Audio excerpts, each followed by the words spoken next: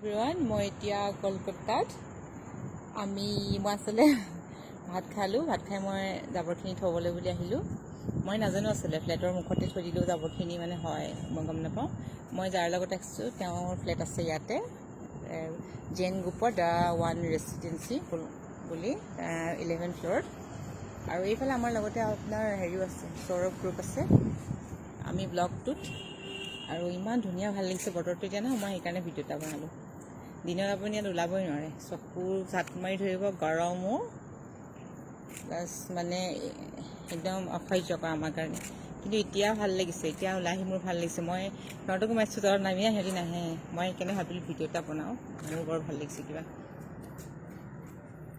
ইয়াতে এইটো parking area তেওঁলোকৰ, আৰু জিম আছে নেকি, ফাৰ্ষ্ট ফ্ল'ৰত জিম আছে, হেৰিও আছে আপোনাৰ তাতে, চুইমিং পুলো আছে তাতে। এইফালে আপোনাৰ মানুহবিলাক খোজকাঢ়িয়ে আছে, চব ভাত খাই চাগে ৱাকিং কৰিছে আৰু তেওঁলোকে চাগে।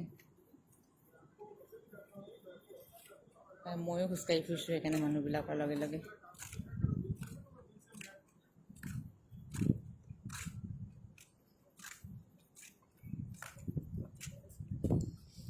আমাৰ সিহঁতক কৈছিলোঁ, নাহিলে সিহঁতি, ময়ে ঘূৰি আছোঁ আৰু।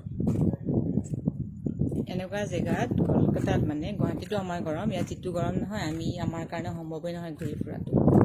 এনেকুৱা সময়তহে ওলাব পাৰি, এনেকুৱা সময়ত ওলাম ক'ত আকৌ। আৰু ফ্লেটৰ এৰিয়াটো অলপ আউট অফ চিটিত হয়, এয়াৰপৰ্টৰ ফালে নিউ টাউন পৰে এটুকুৰা, ইয়াতে যাব নোৱাৰি আৰু।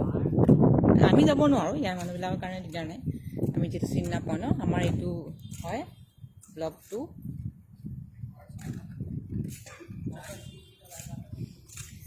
Okay, good night everyone. দেখালোঁ আৰু আপোনালোকক অলপ।